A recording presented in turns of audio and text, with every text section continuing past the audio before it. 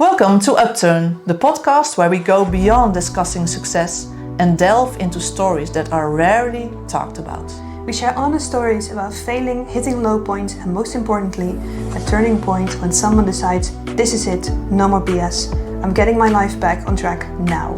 So get inspired by authentic voices who choose to climb back up when life knocked them down. This is your place for honest conversations, recognition, and powerful upturns. Let's rise together. Hello and welcome to this next episode of the UPTURN podcast. I'm your host today, Steph, and I'm here with Angelo Maas, one of the authors of the next UPTURN book, all about authenticity. So, Angelo, maybe you'd like to introduce yourself and tell us what you do. Yes, I'm Angelo Maas. I'm 43 years old, and I found out, as I write in the story in my book, where I found out the upturn in my life was when I started traveling all over the world. And on my travels, I found my soul mission, and that's travel with people, and so they get out of the normal life, the normal patterns, and in a total different environment, mostly nature. I help them to find themselves, find their mission in life, find the purpose in life. So I found that out on my travel. That's my purpose, and there's no fixed script for any of the travels. It's just how I'm guided by, you can call it God, angels, the universe. I just something pops up to do, and at the end, it turns out it was the best to do. And as a travel angel, I will be there around, and in case you need my help, I will be there. But on the other side, I'm most of the times, one step back, just guarding the people who travel. Yeah. You mentioned it a bit yourself. You traveled a lot. You've taken the steps yourself. You walk the talk. Can you tell us a bit about your own journey? Yeah, I was married for almost 25 years. I was very young when we got our first baby, and eventually we got 3 children with the same wife, and we've been together for almost 25 years. And in that period, there was a feeling inside me that was telling me to do something else, that it was not my place to be, to stay. And long time I pushed that feeling away. I was saying to myself, this is a stupid feeling. You have to be happy with what you have. You have a nice house, a nice family, nice holidays, nice car, like the social welfare image. It was the perfect life. Yeah, But the things we conditioned to want. Yeah, exactly. But inside me, there was a feeling that keep popping up. And at one time, the universe just mixed in and took away all of my business. I had a business company, a building. I had to leave it also. And then from one day in another, actually, I was from a full day, from morning to evening, I had nothing to do. And then I found out, okay, I have to think about my future. Now is the time to really take care and time to think what's really there for me. So I went with my camper alone to Spain to find out what I wanted to do with my life, with my career, with my marriage. And yeah, there I decided that to stop with the marriage, to separate. And from that moment on, it was like my life was in flow. Magical things start happening. People come on my path. You read something about it in the book. Not everything, because the Upturn book, my story is 5,000 words. And when I wrote the whole story, it was 18,000. So it was like a full book. So, but the main parts are in the book, and Yeah. yeah, sometimes maybe there comes another book, or on the travels, people can hear the stories. That sounds like a really Uh, good idea. It sounds like I've read the piece. You've been through a lot, and one of the themes that come up a lot is trust and surrender. So yeah. how was that for you? How did you find out that that was the biggest thing that you needed to do in your life? Yeah, it took quite some time because Mm. trust and surrender was actually something that was there all my life, but in the most of my life I didn't really notice that it was something special. I was thinking everybody had it because I never worried a lot. People used to say to me when I was young, you think of everything too easy. Mm. And my response was always, no, you think too hard. It is easy. And, every problem has a solution. And when there was business-wise, when there were problems, people called me immediately because they knew, okay, Angelo will fix the problem. And most of the times it happens. It happened. So yeah, and when I was traveling, I was traveling in Spain, walking a Camino. And there, I was guided by the world map because every time the world map, it took my attention. And I could not explain why, it just took my attention. And on one night, I was talking with a guy, and he was telling me, okay, yeah, after the Camino, I go to New York, and then I go to Thailand. And as soon as he said the word Thailand, it was a feeling inside me, there is where you have to go. Because lots of friends of mine talk for 20 years about Thailand, but I never been there. And I was thinking, yeah, now is the time to go there. So I went there, and when I was in Thailand, I on the plane I met a guy, also a Dutch guy, and we had the same in between stop with the airplane, but he had a different next flight. And so we separated, and we didn't talk very much on the plane.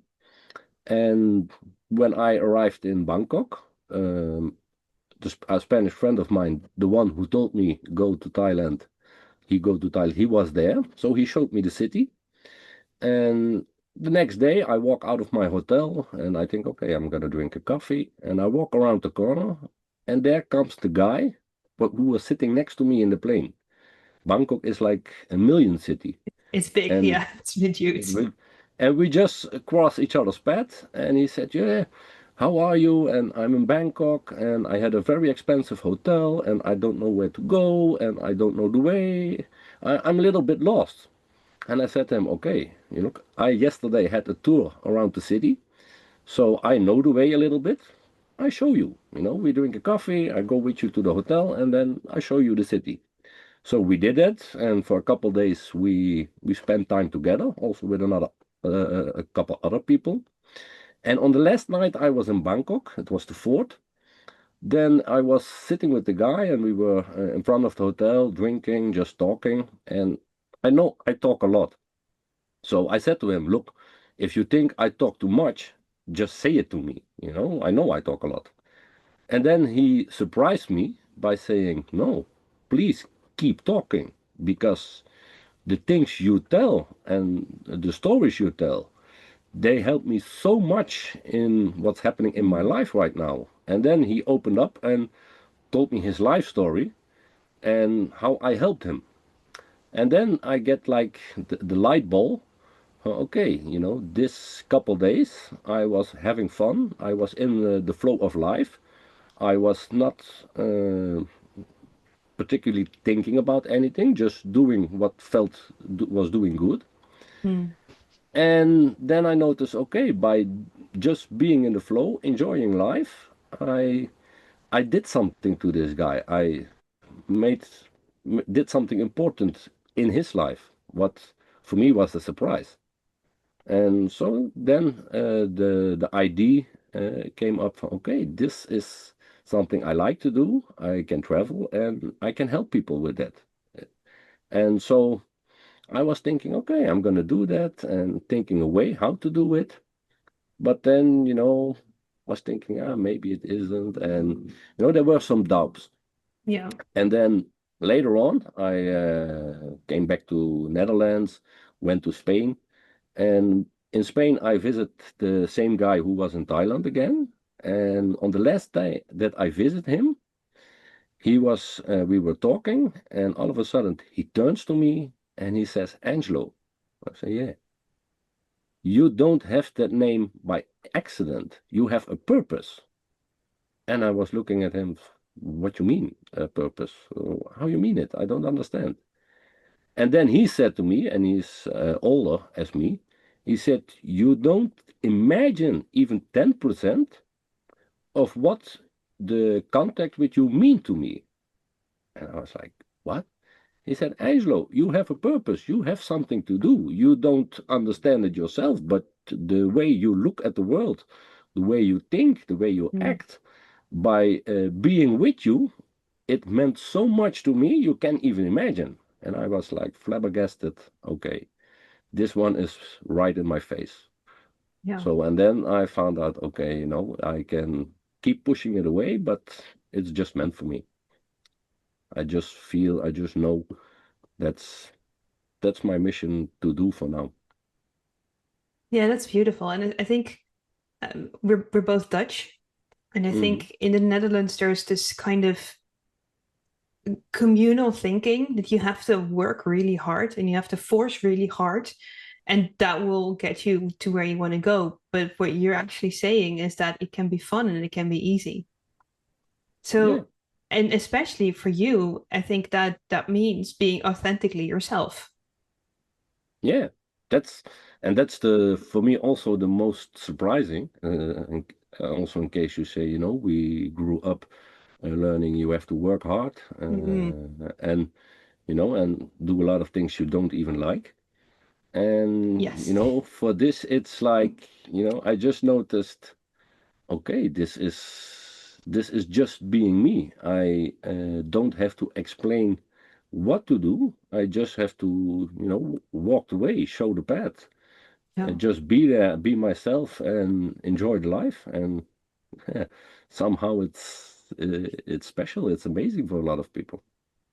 Yeah, absolutely. And I think what you're saying, just being around someone who shows the way, who's been through it all, and then has a completely different outlook on life, it can make all the difference. So after you decided that this is what you were going to do, what changed for you in your life? Yeah, actually, not really much changed because my life was, because I was always working hard, working smart. And I have the freedom to travel over the world, to do what I like. And yeah, now it's like, okay, it's also a business model, so I don't have to pay for all the traveling anymore. I just get paid by doing what I like the most. That's And amazing. that's, yeah, and it's now, because it's all a little bit new also right now, because for me it's also developing everything, find the clients to go with. Yeah. And like, I was trying some things, and then out of the blue, it was a person I also knew personally, and I was just sitting with her and said, "Okay, how you feel?" And she started crying, and she said, "Yeah, I don't like the life anymore, and there's nothing in it for me anymore." And like suicidal, and totally broke down, not happy. And then I said, okay, because her sister died almost 2 years ago, or maybe even longer, and she really had issues with that, still has. And then I said, okay, I listened to what she said, and she was talking with a psychologist. And that night I was in a meditation, and I also knew her sister, and it was like she was whispering to me, take her with you on this journey you're gonna do. Just take her. And I think, okay, this is a sign. And I called her. I say, look, make your agenda free. I take you. We go somewhere to nature. And she did. She first was, yeah, but I have appointments. I have things I cannot quit. But somehow she managed to make the days free, and we went. And the second day I asked her, okay, if you have to give your feelings a number right now between 1 and 10, what would it be? And she said, yeah, today it would be a 7, maybe also an 8. And when I asked what it was on the start, she said, yeah, I think maybe 1, 0, maybe even below, because she just, was empty, just didn't feel like living anymore. So I Disconnected noticed, probably as well. yeah, and I was like, whoa, a 7 on one day. And I was just, had some guidance, and then a thought popped up. Okay, let's do this now. Let's do this meditation, or do this exercise, because I know a lot of meditation, of exercise, of neural language programming. So something pops up, and okay, let's do this. And we made 3 days, and the second day, I asked her, okay, how you feel now? Oh no, it was the third day in the morning. I asked her, how you feel now? It's the last day we're going to. And she said, yeah, actually, it's a 10. And I was, okay, that's amazing. And after that day, at the night, I bring her home, and I said, okay, now, after we finished, which point would you give it now? And she said, yeah, this morning I set a 10, but actually I feel now better than this morning, so can it be a 10 plus then? And I said, yeah, if you think so, it can. And it's a long time ago, and she is still good in the life. She's still happy, and Amazing. also telling to other people, look, I'm really happy I went with him, because it showed her another way of looking at the world, looking at the things. And I actually know her sister was also there, Yeah. and she noticed things for herself also. So it's like, yeah, it's magic, but actually I don't feel like calling it magic anymore, because it's like kind of normal. Because when you walk a Camino, it's a pilgrim tour from mostly to Santiago, or to Rome, or to other places in the world. And everybody who walks that path, they find out the magic, but the magic is there because everything from the normal life is away. Yeah. There is for most people, they don't use social media, they don't follow the news anymore. They just get rid of the old patterns and be all day in nature. And yeah, there are so many things happening, because Yeah. they tell a story the Camino provides, and that means that everything you need will be there. Not everything you want, but everything you need. And Oh, yes. I I found out that on a rainy day with no raincoat and no option to buy anything, it was like in the middle of the mountains. There comes a guy walking, and he looks strange at me, and he says, "Where are your raincoats?" And I say, "Yeah, I don't have them." And he was surprised that I didn't have them, but he had a spare one and give it to me. Oh, And later on, there was also something happening by somebody who didn't have food. And just on the moment she asked me if the food is included in the sleep, or that she has to pay for it. And I said, no, you have to pay for it. And I noticed she could not pay, or she could not want pay. And exactly on that moment, I get a sandwich that's way too big for me. And immediately it popped up, I can give you a piece because it's too big. And on that moment, I was the instrument to provide somebody who oh. needed something. And that's like, it's happening always everywhere in the world, but by the television, the social media, all the Yeah, distractions, it gets filtered out. it's filtered. People don't Yeah. notice it anymore, because especially in the Dutch, there is a hurry, there's a rush. It's like, Oh, yes. everything has to go fast, and Yeah, it's just Yeah. like people don't slow down anymore and notice these kind of things. No, and it can be just really small. And I love how you say that the connection to nature. It's I live right next to a very big forest. And I go there every single day. And it's just every time I'm there, it heals a little piece of your soul, so to Yeah. say.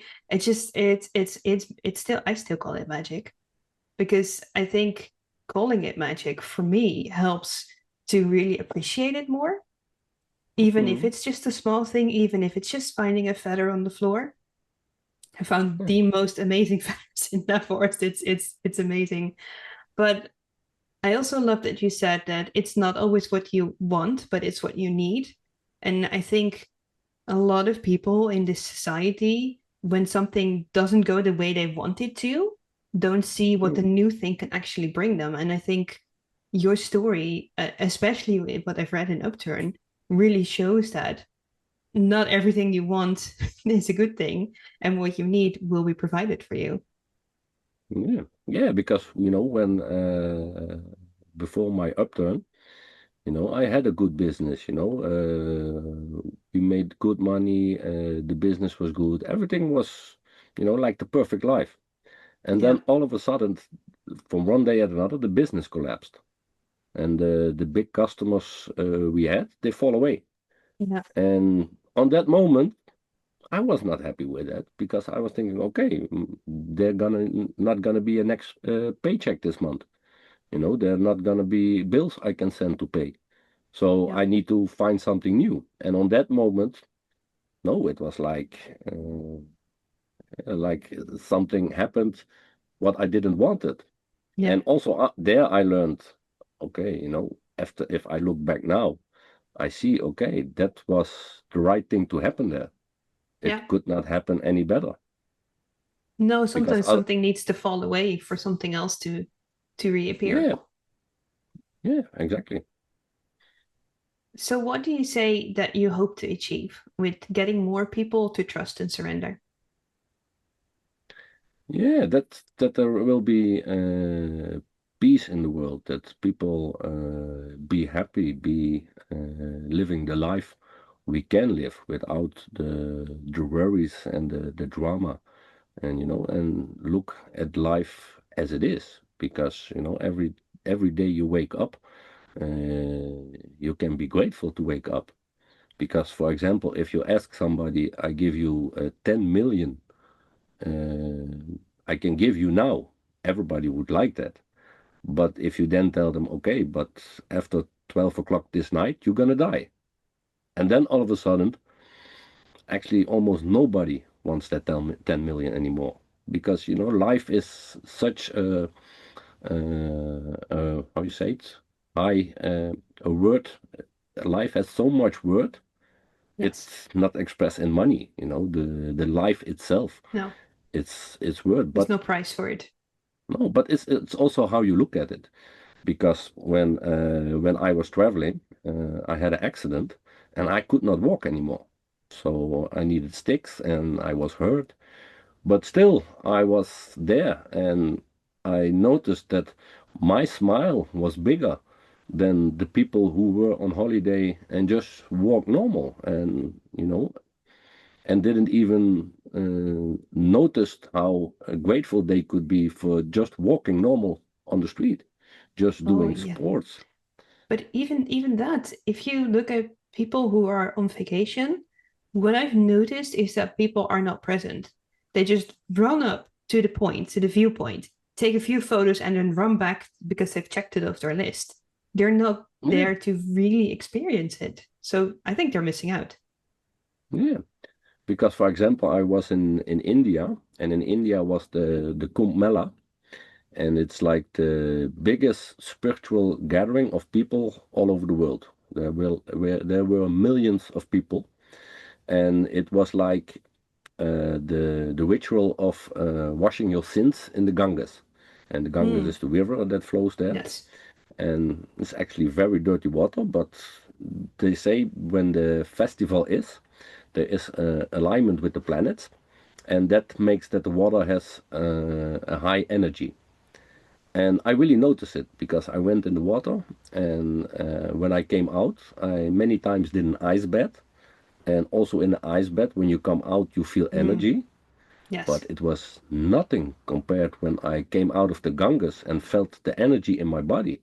It was like, okay, I feel this is not just a story. And yeah, you could also get that conclusion because millions of people go there. But then I was laying next to the water, and I think, okay, I'm sitting here. But India, it's not like Europe, America, or even Asia. It's like many people who go there will go away in a couple days because it's a different world, and they have not the normal standards that we have, and especially not on that festival. Because I was there and I was lying and I was thinking, okay, I looked around. There were some toilets. Toilets. It was a hole in the floor. I had toilet paper. I seen that I could buy food and drinks. So I was okay. I have everything I need here, but no luxury. I didn't. There was not even a hotel. I know I'm gonna be sleeping in my sleeping bag somewhere on the grass, on the ground, and that was okay for me. And when I was sitting next to the water, I was thinking, when I'm back in Asia or Europe, and I will be in a nice hotel again, that will be very happy to take a good shower, to have a good bed. And then I noticed for myself, okay, I'm now with my thoughts in the past because I remember good hotels and good showers and good beds, but I'm also in the future and how it's going to be when I be there. And then I shift my mind and said, okay, but now on this point, what's there to be grateful for? And it was, yeah, I can lie here, I can stand, I can walk, I can eat, I can drink, I can, just the basic things we don't even think about and be grateful for. Mm. That's on that moment I noticed, okay, that's are the things I'm grateful on this moment. And that took me back to in the moment, being in the moment. And that's what, especially in how the world is now today, is a little bit Yeah. lost, maybe even a lot lost. I think it's a lot lost, honestly. And I think more people really do need to experience that. You mentioned it a bit at the beginning of the interview, where you said that you also travel with people to help them be more connected and probably also more present. Can you tell us a bit about that? Yeah, it's actually when I travel, it's I have like a big script. Actually, it's 3 steps. The first step is we're gonna okay look what is there, and then we're gonna look at okay what can be better, what you want, what's imagine just what how you would like it to be, and the last step is to implement it in your life. And okay, it's a 3-day journey, and but the journey afterwards, the implementing, it will be with ups and downs. It's not Mm, like a quick fix you do and it's okay. No, you learn, you teach, and you learn that in life you keep learning. It's sometimes like we mentioned earlier, things happen for a reason, yes. and not everything that happens is on that moment what you think is good for you. But with it's the way to look at it. And what's very important is be grateful, choose the words you speak, because a couple of days ago I was watching a movie, and I looked at half an hour and I put it off because I noticed there was so much negative focus that it did Mm, not felt good.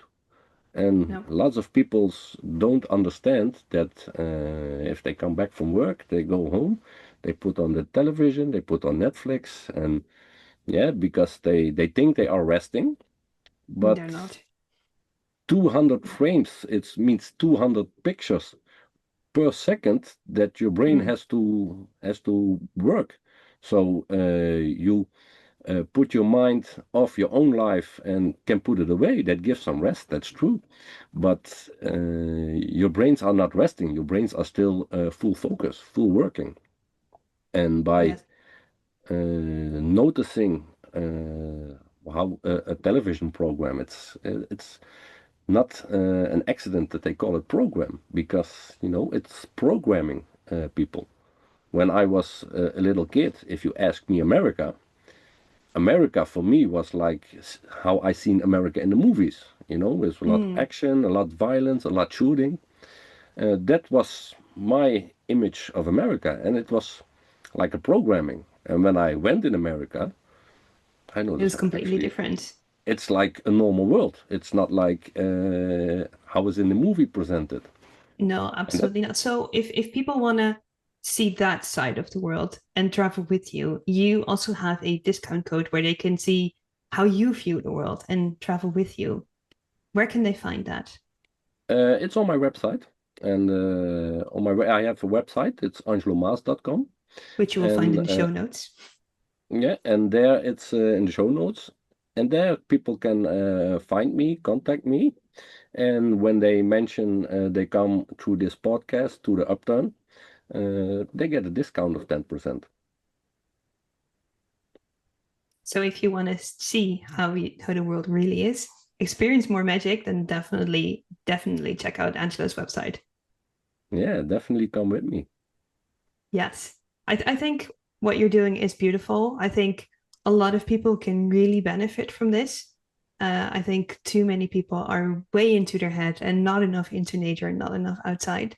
So I think your mission is absolutely beautiful. And if someone was listening right now thinking this is what I need, then definitely go and seek Angelo out. Do you have anything to Definitely. add before we round up?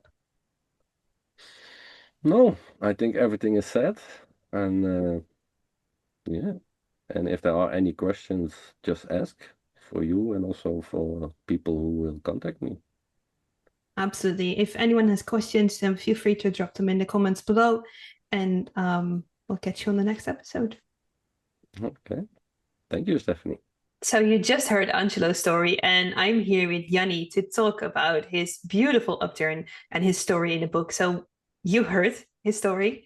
Can you tell us a bit how you felt after hearing it?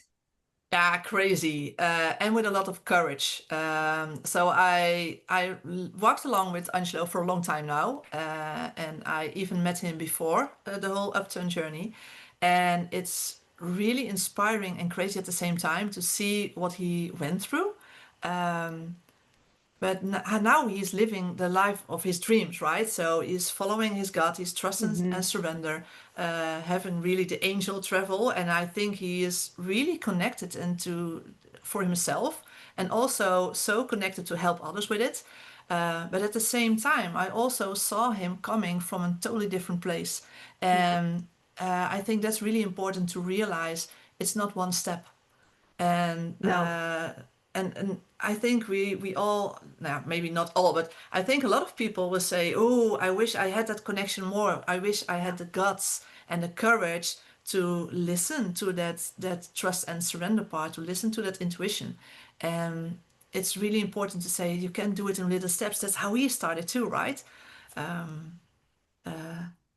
And yeah, just as an example, um, he's offering the travel angel, and it's not the goal to totally disrupt your life, because No. that's the end. Maybe that's the end part, but you can make that little change at that moment in your life, and Yeah. even that little change, that one road, that one thread in your life, that you say, hey, on that part I'm listening more to my heart, listening more to my intuition, trust and surrender. That already can shift so much in your life. I think that's Yeah. really beautiful and important. Yeah, absolutely. And you don't need to go to Spain or Thailand or Argentina. You can do it in It's nice, but it's yeah, absolutely it's really nice. I mean, if you can travel, go yeah, travel. But but it's not needed. no, you can just find it in the local park or the local forest, or just in your Yeah, even in your own garden. I read a study, and I think that really connects to this, that people who just take time to sit in their garden for 10 minutes a day are happier. yeah. But So that's exactly what it is, because it's not the location. Okay, maybe it helps, but in the end, where does the yeah, true shift happens? In you. inside. Yeah. And it doesn't matter where you are on earth. If you can connect with yourself and sitting 10 minutes in that garden, and it's reconnecting with yourself, and then you can hear your voice. Then you can hear that guidance within, Yes. because we all have it. We just forgot to listen. And I think that's a beautiful message that he is showing us. Yeah. And He learned how to do that. yeah, and that's beautiful. And as I said, not in one step, right? So it was just a roller coaster journey for him, and still Mm. is. But he started that journey, and I think that's really inspiring to see that everybody listening now can start their journey on their own conditions, on their own time. Just listen within, and follow that first step on that journey and that route. Yeah, absolutely. And I think that's a beautiful message to wrap up on. And I also want to just add before you, if you do need help with that, then and you want to learn how to trust and surrender more, Angelo is a beautiful person to do that with. Because even Absolutely. though it's a personal journey to get back to yourself, you don't have to do it alone. So I hope everyone listening Yeah, hears that and gets the help they need to get there. We'll see you in the beautiful next said. episode. Thank you for listening to this episode of the UPTURN podcast. Did we make you hungry for your own upturn in life? Check out the website in the show notes for your next step to create your own purpose-driven life.